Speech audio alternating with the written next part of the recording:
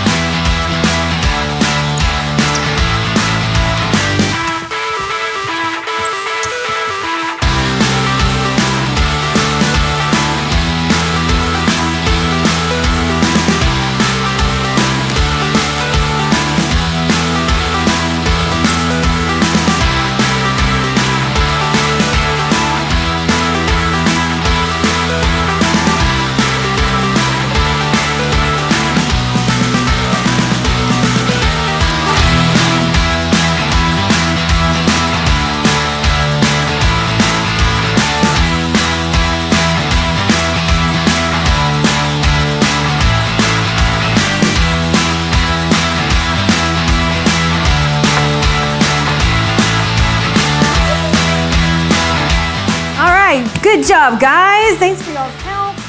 So, how was that? Was that pretty hard? Yeah. Was it easier to do it together or apart? Apart.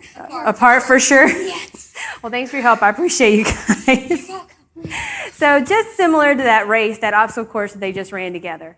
Faithfulness means sticking to something. It's not always easy to be faithful, especially when times get hard and when you face challenges. But faithfulness is being willing to keep going in the good and the bad, the challenging, the fun, even the hard times, even when you don't feel like it.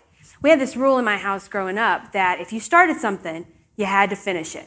I played sports in high school, believe it or not. And every year, my dad made sure I understood that once I signed up for that team, no matter how hard practices got, no matter if I didn't like my coach or if I ended up not enjoying playing halfway through the season, once I signed up, I was committed and I was going to play the whole season no matter what. He was teaching me that it's a part of being a faithful person, staying true to our commitments, no matter how big those commitments are or how small they are. Do you have a faithful friend or a friend you know you can count on no matter what? Sometimes it's hard to be faithful in our relationships. Sometimes we don't want to stay loyal to a friend or a family member. Maybe they hurt your feelings or did something wrong. They're still human, right? But if they are a good friend, then you should stick with that friend. You should be faithful to that friend because a good friend will want to make it right with you and you should make it right with them. These are all earthly examples of faithfulness, but of course, the greatest example of faithfulness is our God. And Brother Johns has been talking about the faithfulness of God on Sundays and Wednesday nights. Even the most faithful friend is still human. They may still let you down from time to time. But our God, He is a faithful God. And this means that we can always count on Him. Our God will never let us down. God is always faithful to do what He says and what He promises. And you can depend on God to always be faithful and to be the same yesterday, today, and forever. As Christians, we should be faithful and dependable people in every area of our lives because God has been faithful to us. So we should be faithful to Him and His word and to other people. And the Bible is full of examples of faithfulness that can teach us what it truly means to be faithful and the importance of being faithful. But for the next few minutes, we're going to talk about the story of Daniel. And throughout this story, every time you hear me say, Daniel was faithful, I want you to stand up or jump out of your seat and yell as loud as you can, I want to be faithful too, okay? And my nephews are here, so I might as well use them, so they're going to help me out, okay? So we're going to try it out. You ready? Let's practice. Daniel was faithful. I want to be faithful too. Just like that, okay? So wherever you are, let's do it one more time, just to be on the safe side, okay? Ready? Daniel was faithful. I want to be faithful too. Okay, so you got it? Here we go. So Daniel, he had been brought to the land of Babylon as a teenager, as a captive to be a servant in the king's service. And Daniel had served a few different kings in Babylon. But at this point in the story, there was a new king in Babylon named King Darius. Daniel did his job so well that King Darius planned on putting him in charge of the entire kingdom, second only to the king. Well, when the other princes of the land heard about this, they didn't like it so much. They were jealous. And they wanted to get Daniel in trouble. So they tried to catch Daniel doing something wrong so they could just tell the king that he did something wrong. And they watched Daniel carefully every day. They watched Daniel at home. They watched Daniel at work. And they just couldn't find Daniel doing anything wrong. Daniel was faithful. I want to be faithful too. Good job, guys. A little faster next time. I'm just kidding. He was faithful on his job, and he was faithful in his relationships with other people. No fault could be found in him. So they came up with this new devious plan. They tricked the king into creating this new law that said for the next 30 days that everybody in the kingdom could only pray or bow to the king. And anyone who disobeyed this law would be thrown into the lion's den. Well, King Darius liked to have people bow down before him, and if the king made a law, it couldn't be changed, so he agreed to it. The princes smiled and they laughed because they knew they had finally got Daniel. Daniel was faithful. I want to be faithful too. He was faithful in his walk with God. Everyone knew that he prayed 3 times a day, every day. So where do you think those princes went as soon as they left the palace? Of course, they went to Daniel's home. And the next morning, Daniel got up, went to his window, he kneeled down, and he prayed to the Lord. Then at noon, Daniel again went to that same window, kneeled down, and prayed to the Lord. And at night, before he went to sleep, Daniel went to his window, he kneeled down, and he prayed to the Lord. Morning, noon, and night he prayed, and he did it every day. But this day was a different day. This day, Daniel, it was actually life-threatening to kneel before anyone other than the king. Like everyone else in Babylon, Daniel had read King Darius' decree. He knew about the new law. But Daniel did not hesitate. There was no question of him not being faithful to God.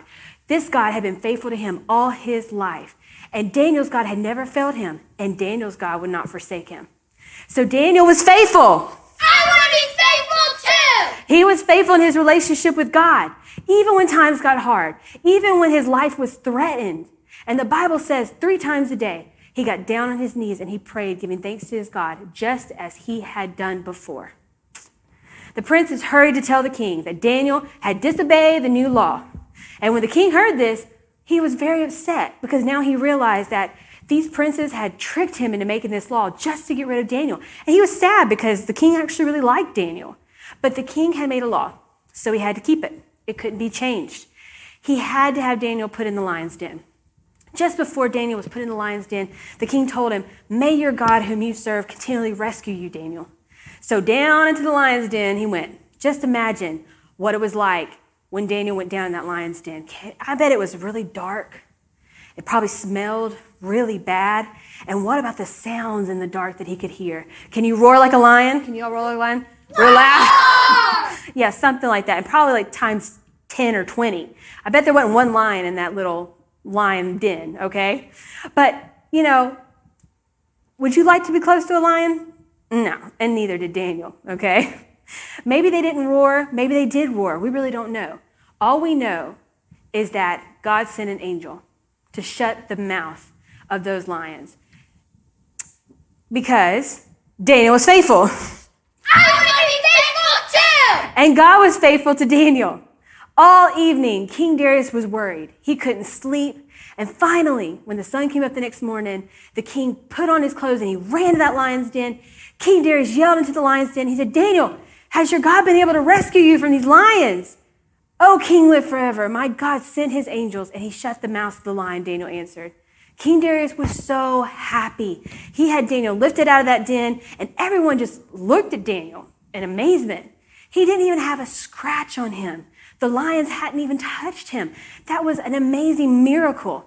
And the king was so happy that he went back to his palace and he wrote a letter to all the people in his kingdom. It said, Daniel's God is the living God. This God can rescue and save people. He saved Daniel from the lion's den. And the king not only got to know that Daniel's God was a big God, he got to know that Daniel's God could save, and Daniel's God was faithful. And the story of Daniel in the lion's den is a story of both courage and bravery, but most of all, it's a story about true faithfulness. Daniel was faithful to God first.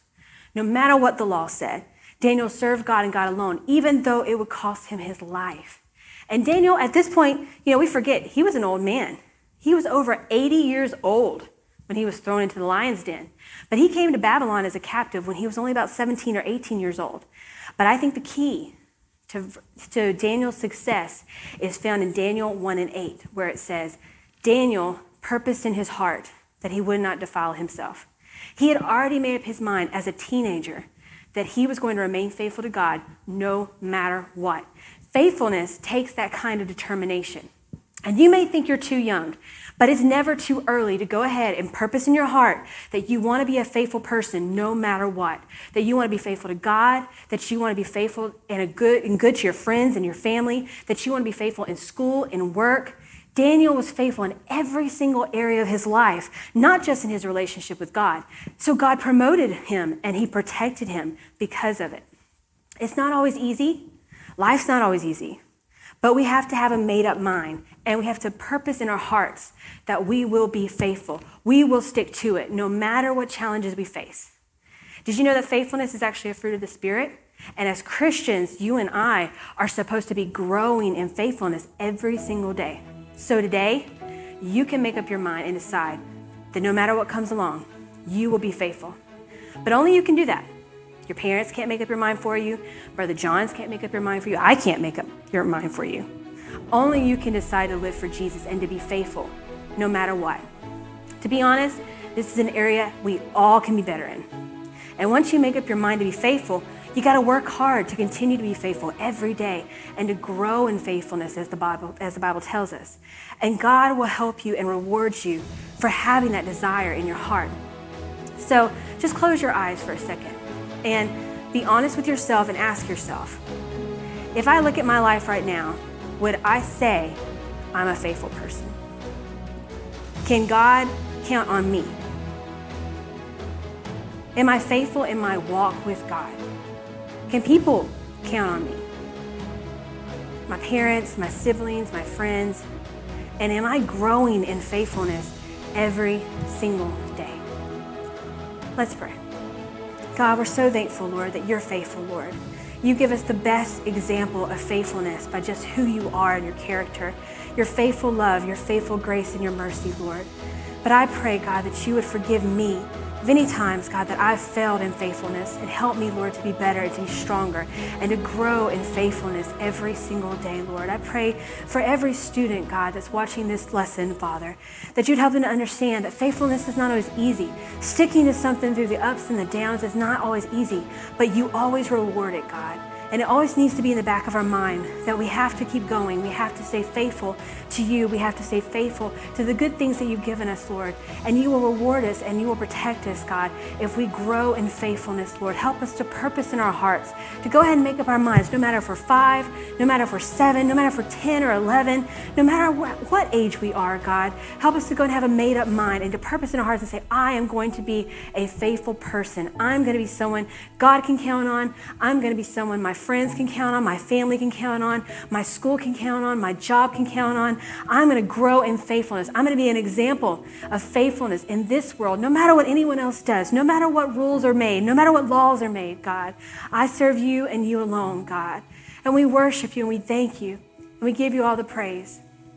I pray blessing over you and your family, and I pray that you would grow in faithfulness every single day.